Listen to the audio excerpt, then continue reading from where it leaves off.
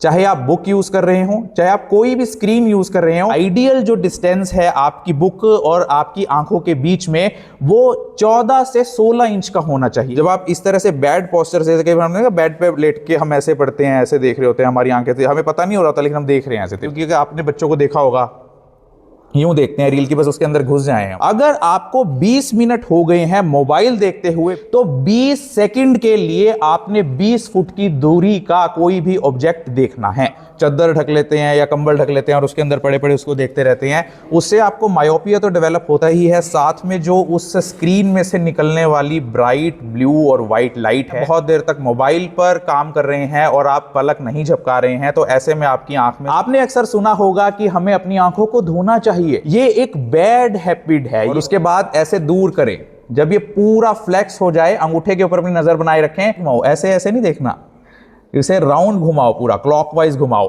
इससे आपके जो आई के मसल्स हैं वो स्ट्रांग होते हैं। डेली आपने 1 या 2 घंटे आउटडोर एक्टिविटीज धूप में सनलाइट में जरूर करनी है ना, सिर नहीं हिलाना आपने, सिर्फ आई बॉल की मूवमेंट करनी है। कि उस बाबा की आई ड्रॉप्स आती है, वो वाली आई ड्रॉप्स डाल लो, कोई भी दवाई आपने आंखों में बिना आई स्पेशलिस्ट डॉक्टर की सलाह के नहीं डालनी। कौन बच्चा चाहता है कि उसको चश्मा जल्दी लग जाए?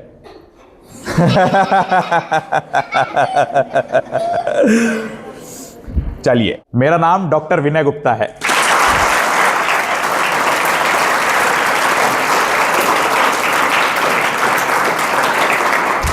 और आज हम बच्चे जानेंगे कि अपनी आंखों की केयर कैसे करनी है, क्योंकि छोटे बचपन से लेकर और बड़ी उम्र तक इन 2 आंखों ने ही पूरी दुनिया को देखना है, लेकिन हमें अक्सर पता ही नहीं होता कि जो हम आंखों के साथ कर रहे हैं वो सही कर रहे हैं या गलत। आपने अक्सर सुना होगा कि हमें अपनी आंखों को धोना चाहिए, है ना, सुबह उठकर धोना चाहिए या रात को सोने से पहले धोना चाहिए। ये एक बैड हैबिट है, ये एक बुरी आदत है।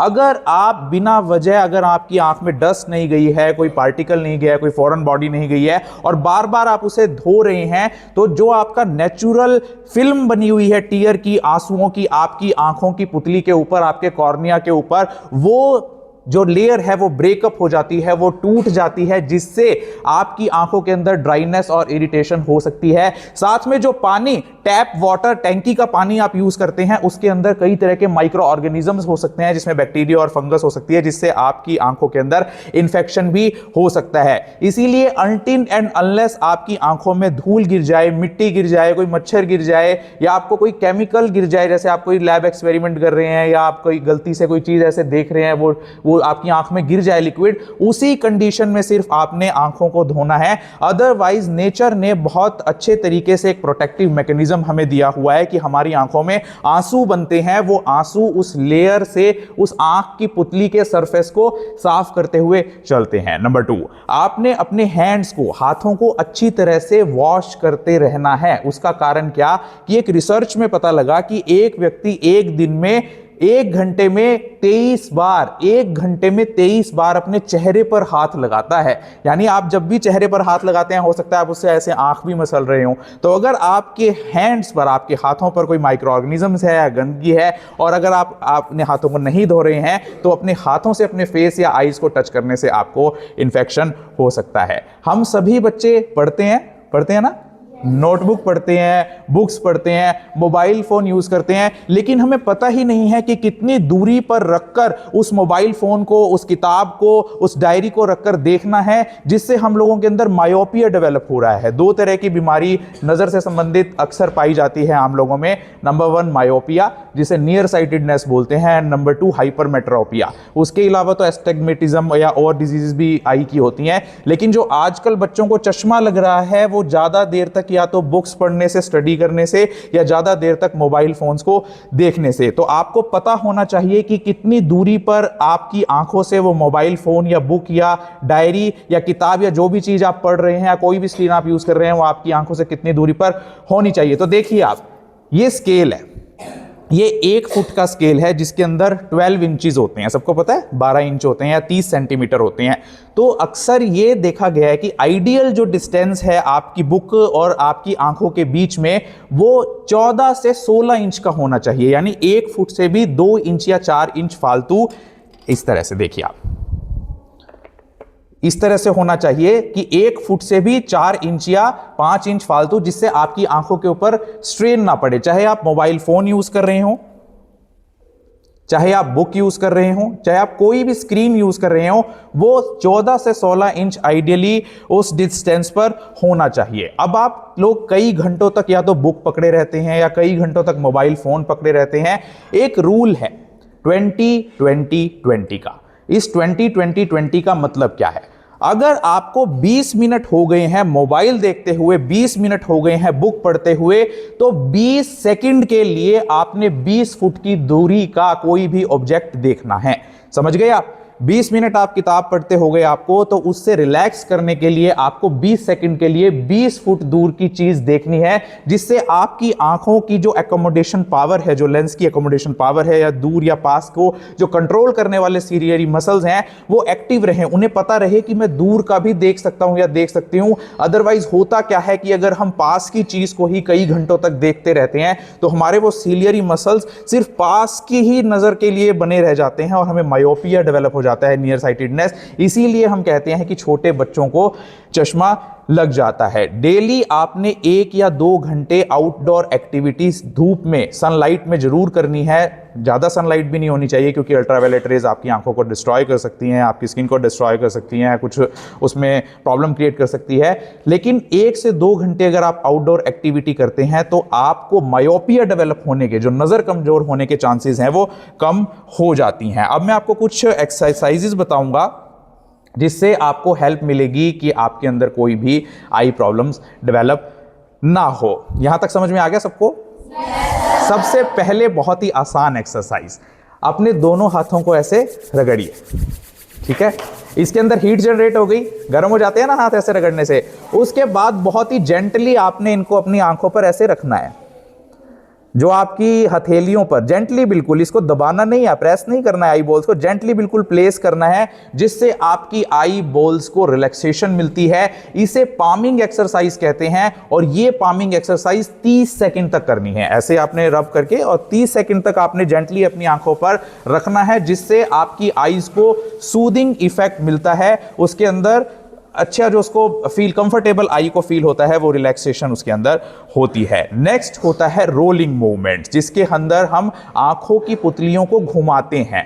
2 तरह से रोलिंग मूवमेंट्स हमारे आईज में होती हैं। नंबर 1, इनको ऐसे रखना भी है।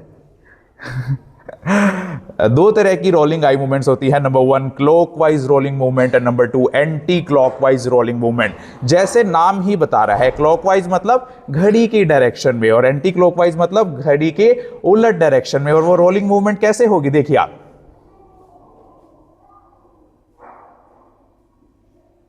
ये होगी, कौन सी मूवमेंट हो गई है? क्लॉकवाइज। मेरे लिए क्लॉकवाइज हो गई, ये कौन सी हो गई? Anti clockwise. तो आपने ये 10 सेकंड के लिए क्लॉकवाइज और 10 सेकंड के लिए एंटी क्लॉकवाइज रोटेटिंग मूवमेंट करके दिखाओ जरा आप। करो सभी,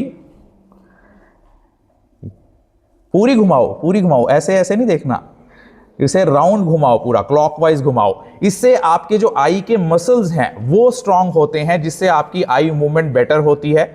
यस, बिल्कुल प्रॉपरली रोटेट करो इसको, करो करो करो, properly rotate it properly, like this. Up and down movement कर सकते हैं आप आईज की दिन में 10 बार। देखिए अप एंड डाउन मूवमेंट, ऊपर नीचे, बहुत ही आराम से आप अप एंड डाउन मूवमेंट कर सकते हैं। एक होती है, करो ना, सिर नहीं हिलाना आपने, सिर्फ आई बॉल की मूवमेंट करनी है, ओनली आई बॉल। यस। एक होती है left and right movement, left to right, इस आंख को मूव करो, यस, कोशिश करो। At least you must learn that how the eye movement should be done. सिर नहीं हिलाना, सिर्फ आंखों की पुतली को हिलाना है। और एक होती है डायगोनल मूवमेंट। डायगोनल पता है आपको क्या होता है? एक कॉर्नर से दूसरे कॉर्नर पर डायगोनल मूवमेंट ऐसी होती है, देखो ये डायगोनल मूवमेंट 1, ये भी आपने 10 टाइम्स करनी है, और ये डायगोनल मूवमेंट 2, तो इस तरह से आपने up down, clockwise, anti clockwise, left right और डायगोनल मूवमेंट्स आई की करनी है, जिससे आपकी आईज के मसल स्ट्रांग होंगे। इसकी आपने प्रैक्टिस करनी है घर जाके, जिससे आप ये डेली ये एक्सरसाइज शेड्यूल फॉलो कर सके, ताकि कोई भी बच्चे को चश्मा जल्दी ना लगे। कौन कौन बच्चा चाहता है कि उसको चश्मा जल्दी लग जाए?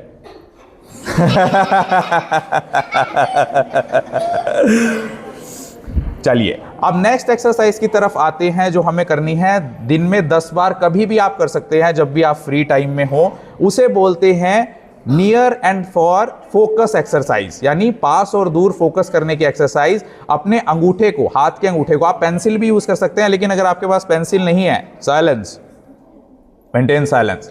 अगर आपके पास पेंसिल नहीं है तो आपने हाथ के अंगूठे को ऐसे नाक की सीध में ले आए और उसके बाद ऐसे दूर करें।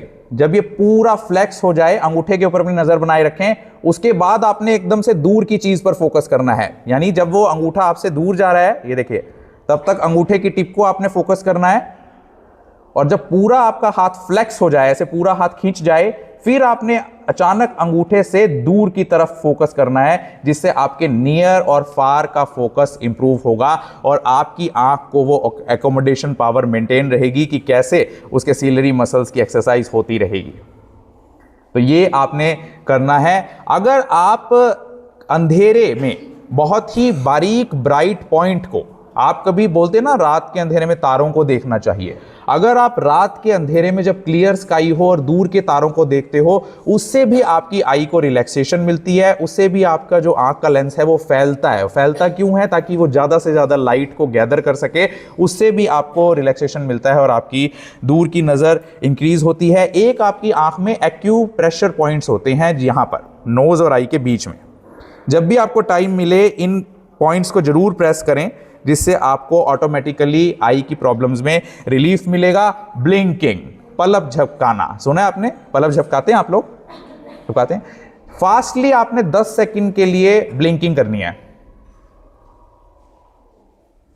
करो, ब्लिंकिंग तो कर ही सकते हो।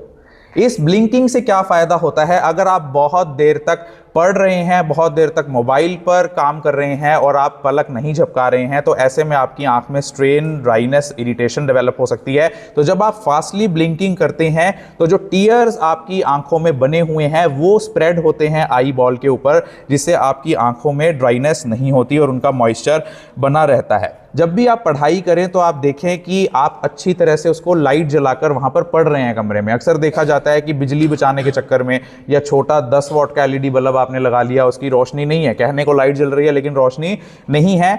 देखिए कि आप प्रॉपरली उस लाइट जलाकर, और प्रॉपरली क्यों? क्योंकि ज़्यादा लाइट भी आपकी आंखों को डिस्ट्रॉय करता है। अब हम बात कर लेते हैं कि आप जो लोग मोबाइल फ़ोन देखते हैं, अब लोग कहते हैं कि हम इंस्टाग्राम चलाते हैं, हम खाली टाइम में टाइम कैसे पास करें, हम फेसबुक चलाते हैं, यूट्यूब रील्स देखते हैं, स्नैपचैट चलाते हैं। जो लोग मोबाइल फ़ोन का ज़्यादा इस्तेमाल करते हैं उनके अंदर मायोपिया तो डेवलप हो ही जाता है, क्योंकि अगर आपने बच्चों को देखा होगा, यूँ देखते हैं रील की, बस उसके अंदर घुस जाएं हम, उसको उसके और ज़्यादा पास से जाने के चक्कर में जो रील चल रही होती है, हम ऐसे देखते हैं उसको, या ऐसे, या कई बार हम चादर ढक लेते हैं या कंबल ढक लेते हैं और उसके अंदर पड़े पड़े उसको देखते रहते हैं। उससे आपको मायोपिया तो डेवलप होता ही है, साथ में जो उस स्क्रीन में से निकलने वाली ब्राइट ब्लू और वाइट लाइट है वो आपके स्लीप पैटर्न को भी डिस्टर्ब करती है। वो आपके रेटिना में पाए जाने वाले रोड सेल्स के अंदर पिगमेंट को भी डिस्ट्रॉय करती है, परमानेंटली ब्लीच करती है। स्लीप की 4 साइकिल्स होती हैं, N1, N2, N3 and rapid eye movement, जो चारों मिलकर 8 घंटे की नींद बनाती हैं। अगर आप ज़्यादा देर तक ब्लू लाइट या ब्राइट लाइट वाले मोबाइल फ़ोन का यूज़ करते हैं तो वो जो रोशनी है, तेज़ रोशनी, वो आपकी आंख से ब्रेन को मैसेज जाने ही नहीं देते, रेटिना से ब्रेन को, कि अब अंधेरा हो गया है और आपको अब सो जाना चाहिए, जिससे आपकी पुअर स्लीप हो जाती है और 8 घंटे से स्लीप आपकी कम हो जाती है और उससे भी आपकी आई साइट पर असर पड़ता है। और जो रोड सेल के अंदर जो पिगमेंट होता है वो परमानेंटली ब्लीच हो जाता है, जिससे धीरे धीरे कम लाइट में देखने की आपकी क्षमता कम हो जाती है और कम होती जाती है, यानी आपको नाइट ब्लाइंडनेस भी धीरे धीरे डेवलप होने लगता है। आपको डाइट में विटामिन ए रिच फूड्स खाने चाहिए, जिसमें कैरेट का जूस हो गया, पालक हो गया, या सिट्रस फ्रूट्स जितने भी हैं वो आपको खाने चाहिए, जिससे आपकी बॉडी भी अच्छी होगी और आपकी आई साइट भी अच्छी होगी। आंवला का जूस आपको ज़्यादा से ज़्यादा सेवन करना चाहिए, जिससे आपकी आई साइट अच्छी होगी। और सेकेंडली आपका पोस्चर बिल्कुल सही होना चाहिए जब आप मोबाइल फ़ोन या बुक यूज़ कर रहे हैं। आपने देखा होगा कई लोग ऐसे मोबाइल ऐसे है और वो ऐसे तिरछी करके पढ़ रहे होते हैं। This is a very bad posture. हमेशा वो बिल्कुल सेंटर में होना चाहिए कि हमारी दोनों आंखों पर बराबर उसकी जो इमेज है वो रेटिना पर बिल्कुल करेक्ट बने और हमारी आंख पर किसी तरह का स्ट्रेन ना हो। जब आप इस तरह से बैड पोस्चर से, हमने कहा बेड पे लेट के हम ऐसे पढ़ते हैं, ऐसे देख रहे होते हैं, हमारी आंखें से हमें पता नहीं हो रहा होता लेकिन हम देख रहे हैं ऐसे तिरछा करके, तो एक आंख के ऊपर ज़्यादा जोर पड़ रहा होता है, दोनों के ऊपर ही ज़्यादा जोर पड़ रहा होता है, जिससे धीरे धीरे आपके आई के अंदर स्ट्रेन डेवलप हो जाता है। एक आपने स्लीप बहुत अच्छी लेनी है, कोशिश कीजिए कि अपनी नींद को पूरा कीजिए, जिससे आपकी आईज़ की हेल्थ भी बनी रहेगी और आपकी आईज़ के नीचे डार्क सर्कल्स भी नहीं होंगे। तो आशा करता हूं कि आप सब ने जो आज आईज़ की हेल्थ पर ये लेक्चर हुआ है, हो सकता है कि कुछ पॉइंट्स हमसे रह गए हों, क्योंकि इतने कम टाइम में सभी पॉइंट्स कवर करने पॉसिबल नहीं होते। कोई भी दवाई आपने आंखों में बिना आई स्पेशलिस्ट डॉक्टर की सलाह के नहीं डालनी। अक्सर कह दिया जाता है कि उस बाबा की आई ड्रॉप्स आती है, वो वाली आई ड्रॉप्स डाल लो, तुम्हारी आंखों में आई फ्लू हो जाता है, आंखों में लाली हो जाती है, तो तुम डॉक्टर के पैसे बचाने के चक्कर में या सरकारी अस्पताल की लाइन से बचने के लिए केमिस्ट की दुकान पर जाते हो, देना भैया आई ड्रॉप्स। उसके अंदर स्टेरॉयड हो सकता है। आप देखिए कि जितने भी आप ये आई ड्रॉप्स खरीद के लाते हैं उनके अंदर मीथासोन नाम का कोई केमिकल होता है या कोई भी स्टेरॉयड हो सकता है, जो केवल उन लोगों के लिए हो सकती है जिन्होंने आंख बनवाई हो अभी, वो आप अपनी आंखों में डाल लेते हो, और ज़्यादा स्टेरॉयड डालने से भी आपकी आंखों को नुकसान हो सकता है। जब भी आपकी आंखों में कोई प्रॉब्लम हो, तुरंत अपने नज़दीकी आई स्पेशलिस्ट से ही कांटेक्ट करें। कमरा नंबर 7 सरकारी अस्पताल कैथल, डिपार्टमेंट ऑफ ये ऑप्टोमेट्री भी है और आई सर्जन वहाँ पर बैठते हैं अगर आपको कोई प्रॉब्लम हो। अगर आपके पास आई सर्जन रेडीली अवेलेबल नहीं है तो अपने CHC राजौंद, जो कम्युनिटी हेल्थ सेंटर राजौंद है, वहाँ पर जाकर आप तुरंत कंसल्ट कर सकते हैं। वो आगे आपको रेफ़र कर देगा, सलाह देगा कि आपको आई सर्जन के पास जाना है या नहीं। तो एक बार मैं फिर से धन्यवाद करता हूँ आपके स्कूल के डायरेक्टर साहब का, कि जो Birla open minds international school Rajound में यहाँ पर डायरेक्टर हैं, उनका धन्यवाद करता हूँ कि उन्होंने मुझे मौका दिया। नचले हरियाणा के जो ऑर्गेनाइज़र हैं लव शर्मा जी, उनका धन्यवाद करता हूँ कि that they have given me this wonderful chance to address you people in your school premises. Thank you very much.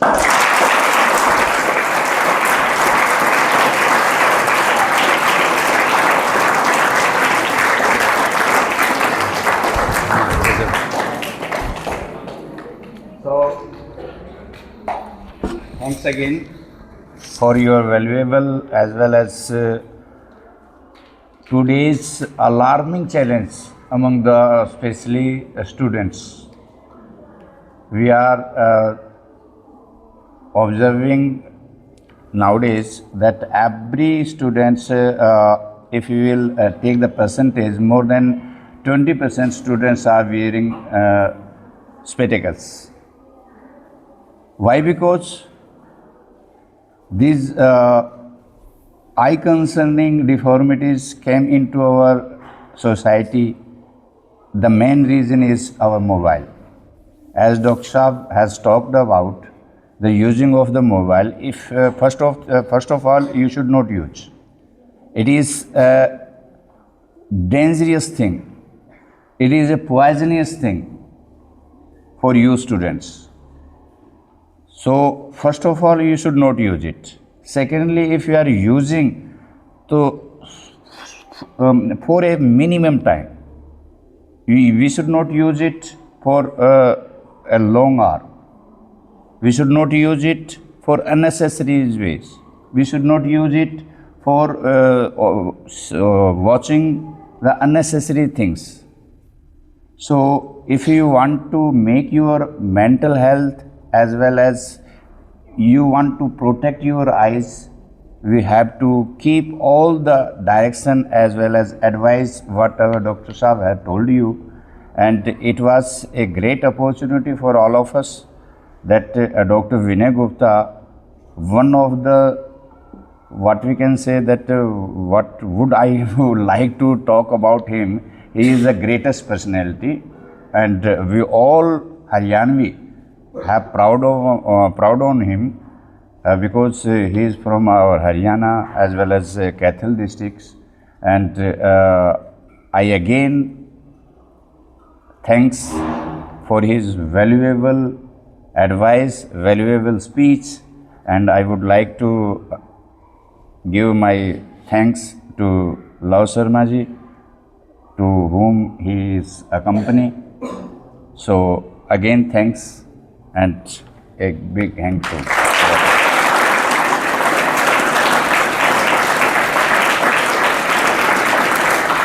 Thank you. So nice.